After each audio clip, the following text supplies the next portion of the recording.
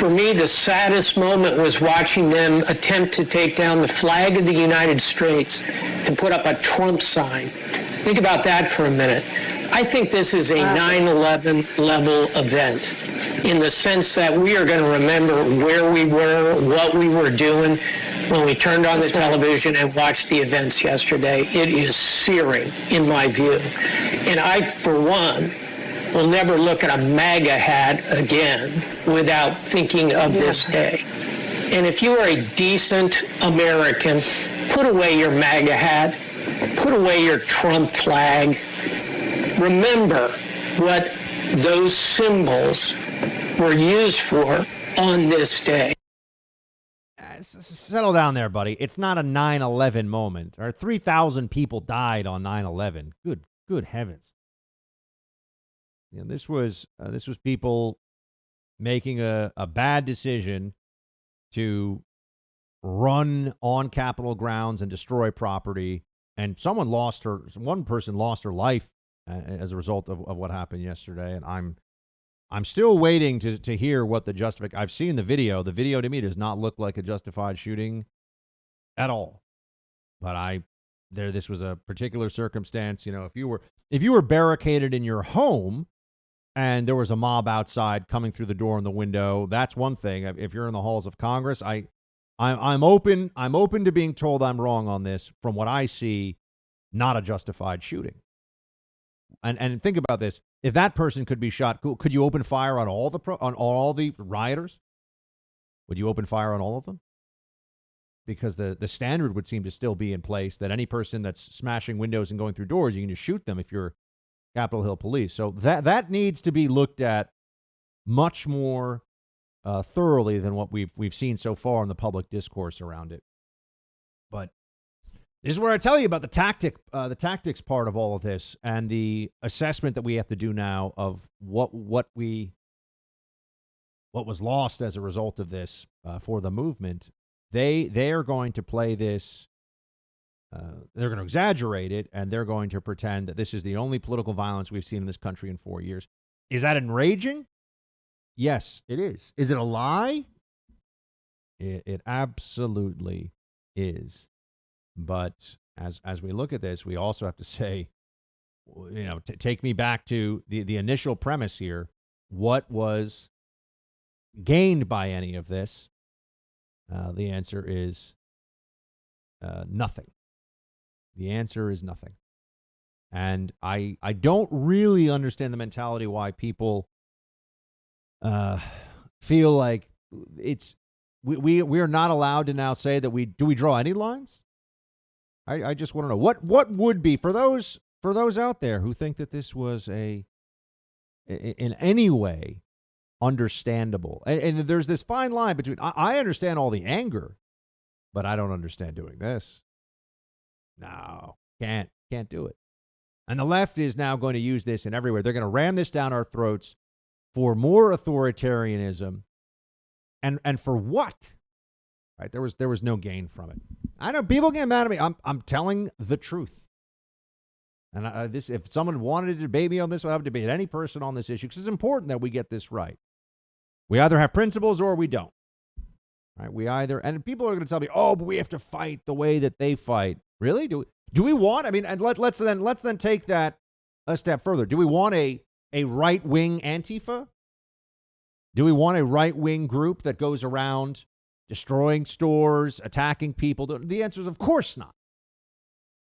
But if you are going to say that sometimes we just got to break into a building because there's no options left, or you're going to tell me that, well, then when does that go away? When are we able to do that? And I have to say now we need to understand we need each other more than ever, because the stuff that the left is going to be saying about this for a long time to come is they're going to leverage this one a lot. I wouldn't be surprised. You know, social media has already, they've done this. They have banned Trump from Twitter. The president of the United States. They have banned him from Twitter. They have banned him from Instagram, and they have banned him from Facebook. as of today.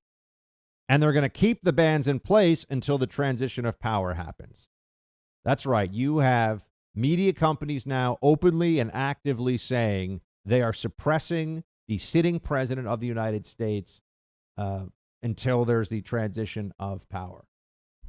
This is where we are now. There's all this talk about invoking the 25th Amendment, and that's, by the way, a terrible idea. A terrible idea. All right, there's no need to do that. There's no reason to do that at this point. We are heading toward a transition and an inauguration within 2 weeks, and I view it as people would just think that, the fix was even more in. I mean, you can't let Trump be president for 2 more weeks. So, friends, I don't know. I would like to be pointed toward the conservative media person out there. For those of you, again, who are, and I know some of you are some of you are very frustrated that I'm telling you these things, and have been for the last 24 hours. Well, really, I've been saying for weeks now that this is where we're heading in terms of the Biden transition, and Biden's going to be president. We've known this, and I think the president saying that there is election fraud is true. The president saying that we have unanswered questions about the election fraud is completely fair and proper. But taking it to this point now, where there's a belief that the election, that we no longer have to respect the results of the system as they stand. Well, now we're talking about rejection of the system wholesale. And let's all be very clear about that. And if that's where you want to go, you're heading down a very dark and very dangerous path. And that's not what we want. That's not what we should have in our country. Yes, BLM and Antifa are treated entirely differently by the press. Yes, they burn things down, and the journalists go outside and they say, "Oh, there's a mostly peaceful protest." Oh, and they're ducking while their Molotov cocktails are flying past their heads. The left gets away with political violence. It's not fair. It's wrong. But the way we win is by convincing and showing enough of our fellow Americans that this is disgusting, it's disgraceful, and it is entirely coddled, if not supported, by the Democrat Party. And this makes it all much harder to do that, which is why I don't approve of it morally. I don't approve of it tactically. And for people who are going to tell me, "Oh, but Buck, look what they're willing to do." There's a special counsel for Russia collusion that Attorney General Barr has already put in place. I wanted a special counsel for Hunter Biden. I want us to do what they did within the confines of the law. That's where we have to draw a line, and we have to all be united in that one. And is it hypocritical? Is it a degree of madness for people who were cheering on the left as they did their maniacal, destruction campaigns? It's disgusting. I absolutely hate it. I think they're cowards. I think they're frauds. But one thing that I will tell you, and at the end of the day, I actually spoke to my family about this last night, just to let them know. It is because I respect this audience so much, and because I respect what I do, that I will tell you the truth. And that's what I think I think I do it every day, but today that involves saying things that are going to make some of you upset with me, or going to make some of you unfollow me, and maybe you'll take a break from listening to the show. I can't change that. I won't lie to you, and I hope you appreciate where that comes from. And that doesn't mean I'm always right. If you think I'm wrong, fine. If you think that I don't understand the full scale of what's going on here and the way this system is, you're completely entitled to that opinion. But I would hope that those of you who, and I don't know who agrees with drawing a line and the unhelpful nature of yesterday. What percentage of folks listening across the country agree with me? I would guess it's maybe 50-50, 60-40. I don't know. That would be my estimate, and we'll never have an answer for that. But that's just so you know where my head is on this. But for those who think that it's wrong to criticize the illegal, and that's a completely separate thing than the 150,000 or whatever it was people marching through the streets protesting. Those are my brothers and sisters. Those are my people. They listen to this show. They support me. They're the reason I have a job. So I got nothing but love and respect for them. But I tell people, even the people closest to me, when I think that they've made a mistake. And I owe that to all you. And I said to my family last night, and they, God bless them, they backed me up. I said, guys, I've got to be principled. I've got to be true to myself, to this work, to the audience, to be principled at this point. And that means staring into what is happening now and telling them what I see happening. I don't think that you would find a radio host who has seen more things, more trends, big trends coming in recent months than I have, particularly when you look at lockdowns and masks and all these things. It's interesting. I actually went on Michael Malice's show, who is quite an interesting guy. I went on his show maybe almost exactly 12 months ago now, and I said that Democrats would refuse to certify the election. That was my prediction on his show. And here we are with a lot of Republicans who don't want to certify the election. So I saw something. I just didn't see which side it would be coming from.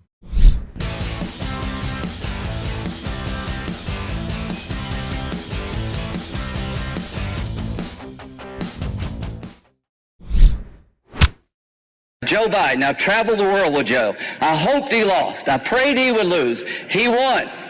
He's a legitimate president of the United States. I cannot convince people, certain groups, by my words, but I will tell you by my actions that maybe I, above all others in this body, need to say this. Joe Biden and Kamala Harris are lawfully elected and will become the president and the vice president of the United States on January the 20th. Is Lindsey going to get to the bottom of Russiagate? I'm just wondering. Does Lindsey Graham have a Fox News appearance any minute now where he's going to get to the bottom of it? Oh, he's going to get to the bottom of it. Sure he is. Any moment now. Lindsey talks a big game, but I would say this right now. What he's telling you is true. I mean, does anyone want to take a bet at this point that Joe Biden will not be inaugurated the next president of the United States? No. We all know what's happening. And we've been talking about it for quite a while here. Lindsey Graham and some other Republicans are going to take a lot of heat for this. There's no question about that. I want to try to tell everybody right now, to the greatest degree I can, you know what, my friends, it's disappointing, and I tweeted, by the way, this is one of those moments. I tweeted a couple of days ago, strap in everybody, it's going to be a rough week. I didn't know how rough it was going to be. I didn't know how this was going to end up. But sure enough, I had a feeling. And I give credit to my dad too. He just said, "Son, I've got a sense that something really bad's going to happen before the inauguration." And by the way, I'm just telling you this. He doesn't think it's over yet either. He just a gut feeling. He just got a gut feeling, and he was right, but he may be even more right. Who knows? But I suppose, are we at the point where I can also say to everybody, we're going to fight through this. That's who we are. Well, what's the alternative? We're gonna tuck tail and run? Oh no, the system's always, but we're conservatives. The system has always been against us. Right? It's not easy. And those of you who are Christians, if you look at the Bible, did Jesus say it was going to be an easy thing to follow him? No. This is not supposed to be easy. Who told anybody on the right that this was going to be fun and we're going to it's all going to be straightforward and we're going to get our way? And it's not happening. These are the times that try men's souls. This is when we have to find what we're really made of and stand up and say, all right, it didn't go the way that we had hoped. It is a gut punch, but like actually getting punched in the gut, are we going to let the bully get away with it and just wallow on the ground? Or are we going to stand up and say, okay, you got me on that one. Let's see what we got next. Let's see what we've got next. And we're all making that psychological shift now. I know there was a part I was hoping it was going to be like Rocky V. I was hoping it would be, the Russian is cut. And then after the election, we would have found all we needed was one provable fraud of substantial votes that's intentional, and with a whole house of cards would have fallen. And I think it was there? Yeah, I think, but guys, we didn't get it. We didn't get it. I was talking to the people that were involved in trying to get it. I was having them on the show, and I was talking to them offline. And what, is there anything I can do to help? I mean, I was doing everything I could. I was the person who convinced Sean Parnell that he's got to take his internal data and go public with it about what had happened in Pennsylvania. And that became, Pennsylvania was a state where I think some of the shadiest stuff happened. But Joe Biden has been certified as the president of the United States, and now we have to start thinking about what comes next. We have to take action on things like, how do we begin to level the playing field here? And it's going to take that's a long-term project. How do we level the playing field with platforms and media? How do we level the playing field with corporate America's culture that favors the left and wokeness and diversity and inclusion worship? How do we do that? This is now our project, because I can tell you this much: the people that are taking the approach of it's all over, what's the point? Is that the lesson that we get from our history as a country? Do you think that Washington, and yeah, that's right, I'm going to start invoking the founding fathers. You think that Washington and all those guys were like, you know what? The British have got a lot more resources and they're more powerful than us, and so we're going to give in.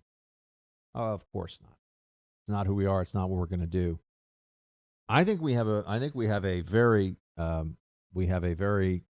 well, actually, no. Do we have a bright future as a country? I hope so. I'm not going to, again, I cannot tell a lie. I hope we have a bright future as a country. But I do know that the more we can all see what matters to us as conservatives, what matters to us as people that supported the Trump movement, and now understand that we have to create a conservative populism that continues on. We have to build. What is it that resonated so much? Yes, it was fighting the media. Yes, it was talking about the truth about illegal immigration. Yes, it was trade and China. Well, those are all still very much live issues. And we are very, very close. And I really believe this. We're very close to a sea change in American perceptions about the elites and the roles of major corporations in our society. And I think we'll get to a consensus point where we can actually do something about them finally.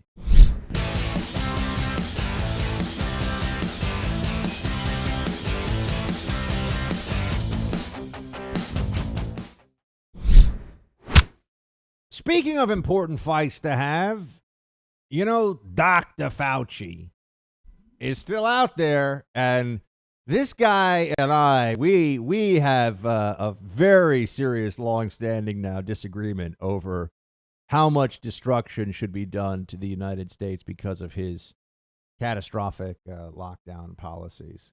Wasn't it kind of amazing that yesterday we didn't even have really any, and there was no media focus on coronavirus. The first time, I think, since the pandemic began, where there was a day where it was, okay, we don't have to really think as much about coronavirus. One place where you're going to see a whole lot of rewriting of history and propagandizing is around the incoming Biden administration's handling of COVID. Because here's the big secret that's not a secret at all, but they're going to pretend. They don't have some better plan. It never existed. There is no better Biden plan for tackling COVID. In fact, the primary criticisms that I have of the president's handling, of Trump's handling of COVID up to this point, has been listening to Fauci too much.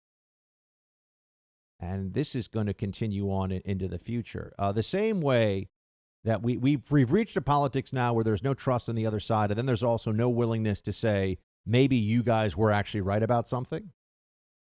That's a generally true statement now in American politics, where you never want to concede anything to the other side, because why? They're the other side, and why make that concession? You're certainly seeing that now and you'll continue to see it with the latest on COVID-19. But here's Fauci saying, this is on the Daily Wire, the U.S. won't return to a strong semblance of normality until the fall. Now, here's what I see. No, wait. Before I get into what's going to happen, let me just also say,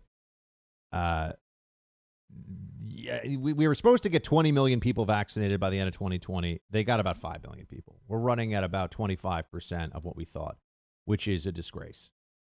Let's just have real talk now. Let's have an honest talk about this. We can't figure this out better. We can't get 50% capacity done, and this is because the micromanaging at the state and local level of the vaccination process is a disaster. An absolute disaster. And when you have doctors who have to throw out vaccine in the trash because they're not allowed, and now they're threatened. They're threatened with fines. They're threatened with being punished if they get the vaccine into someone's arm. We have a government that has set this up in a way, and this I'm talking about New York State, but it's true in other states as well, where it's better to throw vaccine in the trash under the rules than to just give it to someone who wants it. And you know what they really should just do? They should just set this up where they should get it to private practice providers. They should get it into the Dwayne Reeds and the CVSs and the Walmarts and everything, or Walgreens, whatever. And they say, all right, everybody, we're going to have priority line for seniors, and we're going to have a line for non-seniors, and we get through all the seniors first. And obviously you'd have to distance them out and make sure this was safe, but we get through all the seniors first. And then if we got more vaccine than we haven't used, we're going to give it to whoever's in line. And I know that seems like sloppy and haphazard but what they're doing right now is we have 5 seniors, but we had to have 10 vials of vaccine because I think they're coming in 10 packs mostly, thawed out, and so we're going to throw half of it away. Throw it away. They're throwing vaccine away. Think about it. In D.C., they had to establish a rule that if you don't have anyone to give it to who's in, this is the D.C. government I'm talking about, the local government. If you don't have anybody to give it to, but you have vaccine and it's going to go bad, you can just give it to somebody. Remember that this is all about the herd immunity, the public, the collective benefit of herd immunity for everybody. And, it's just amazing. Fauci just keeps moving the goalposts all the time. And he doesn't know what the heck he's talking about, because he's saying we need to get 90% of people vaccinated. What percentage of Americans have already had this virus and therefore have immunity to it? I don't know no one knows the actual answer, but I think you'd have to say a fair guess would be something in the neighborhood of 10 to 20%, maybe. I don't know, maybe 30% of the country has actually had this and doesn't even really know it. There's a huge number of cases that are determined. But remember, they say that asymptomatic spread is a very large component of it, and a lot of people don't even realize that they have any symptoms at all. But Fauci's saying, quote, I believe if we do, here we go. If we diligently vaccinate people in April, May, June, July, we'll gradually and noticeably get a degree of protection approaching herd immunity. I believe, first of all, no one really knows what absolute herd immunity is for coronavirus. We know what it is for measles because we have decades of experience with measles. So I would say it's somewhere between 70% and 85%, Fauci says. I believe that if we do the kind of vaccines through April, May, June, July, by the time we get to early fall, we'll have enough good herd immunity to be able to get back to some strong semblance of normality. Schools, theaters, sports events, restaurants. I believe if we do it correctly, we'll be there by early fall. And we're supposed to be happy about this? We're supposed to think that that's some kind of, of course we'd be happy with the reopening, but we're supposed to think the process is being well managed here. It's going to take, we will have had a vaccine for 9 months at that point. And that's when we're supposed to start getting back to normal. I'm going to tell you this right now, too. You're going to have like masked dead enders who long after we've reached the, herd, I mean, there's still going to be people, wear a mask, wear a mask. They've been so traumatized about this stuff. Brainwashed, traumatized. That's like the person who was on the train. We played that for earlier in the week when it felt like we were in a very different news cycle. The person on the train who was, I have 70,000 Twitter followers. And she's, taking photos of people in masks, shaming them. 70,000 Twitter followers. She didn't really sound like that, but that's just kind of my general old lady voice. Producer Mark, do you know any old ladies who sound like that? Yeah, Joy Behar. No, Joy is like more gravelly. It's more like this. Joy's got a little bit, she's got a little bit of like down here. You know what I mean? Quack, quack, quack. Exactly. So she's kind of got this thing, she's, I'm Joy. I talk like this all the time. So she's been very mean to Meghan McCain on The View recently. Very snippy with her. I don't know what that's all about. I can't imagine doing that show. That show to me would just, as a even a right of center person, not even a particularly conservative, as a right of center person, it just feels like it would be a mule kick. I'd day. watch with popcorn. If they brought you on as a guest, I would watch with popcorn. Yeah, it would probably It'd be amazing. Be pretty decent TV, because they would all, I would try to be polite to the ladies at first, but then they'd be like, why aren't you saying that Trump is basically Hitler? Why is Trump Hitler? Quack, quack. Wow, that's really she really said that. That's actually her, Buck. That's actually her. Wow. Quack, quack. Stop it. Yeah, she's quite a commentator. Get your politics from an unfunny comedian. That's the way a lot of people like to do it. So we're working on it, folks. And then there's Fauci. The Fauci's down here. The mitigation efforts, and however, if you do it all correct, you mitigate, you do this thing, you do that thing, yeah.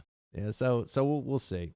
Producer Mark, we need some happy time talk, man. What are you most excited about going forward? Well, right now the Mets are in the midst of making a blockbuster trade, so that's what's on my docket. Woohoo! Now tell us some happy things, my man. What's the blockbuster trade? The Mets are acquiring Francisco Lindor, who is one of the top shortstops in baseball from Cleveland.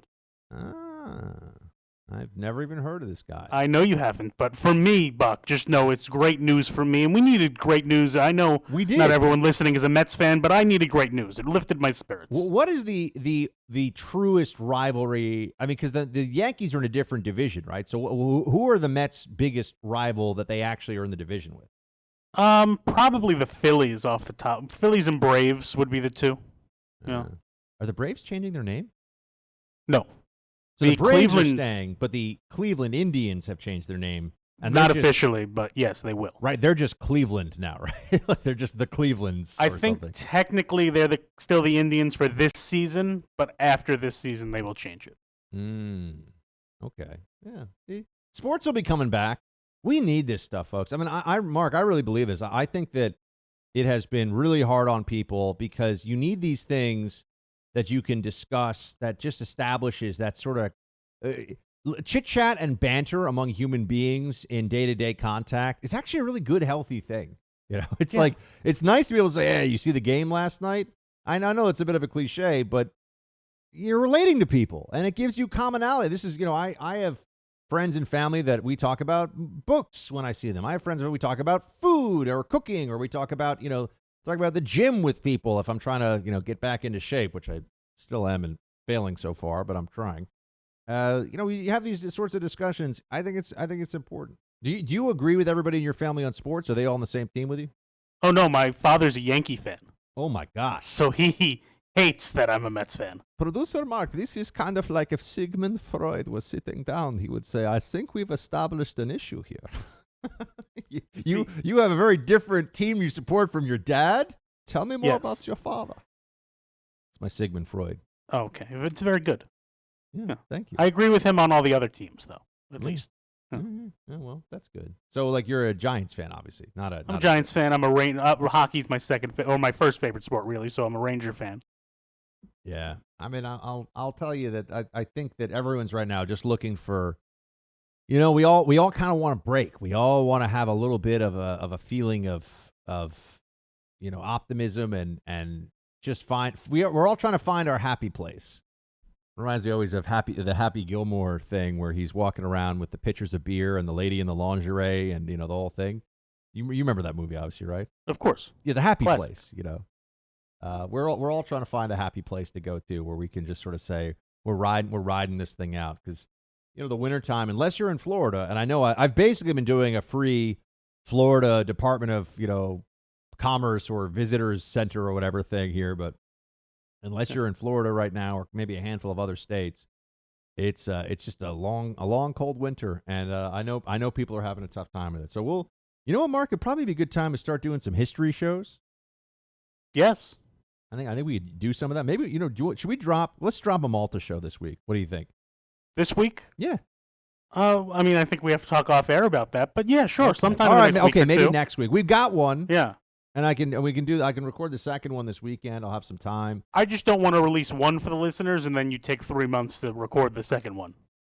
That's a fair. So you want me to get 2 in the can, which is the whole Malta series, and then we release one, then the other. Exactly. Yeah, I feel like some history. We all need those little mental breaks right now, man. It's been tough. It's one of those periods where time for a lot of people to take up watercolor painting or something like that.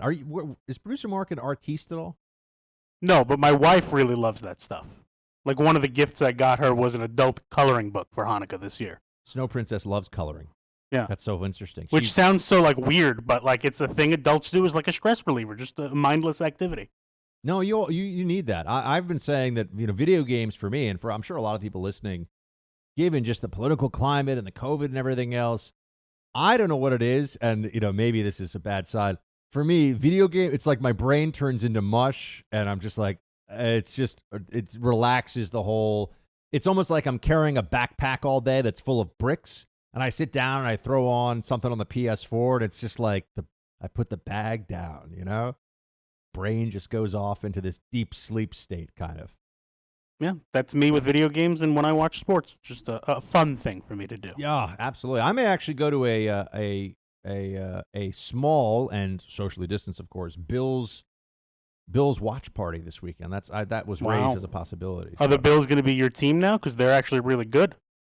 Can I jump on the Bills bandwagon? What do you think? Yeah, I mean, you're dating someone from Buffalo, so why not? And I feel like Buffalonians, I think that's how we say. I feel like Buffalonians are very, very friendly people. They are. Yeah. Huh? It's like they're New Yorkers, but they're Midwesterners at heart. Is kind of the way that it feels to me. They have a very different vibe. So, good things, everybody.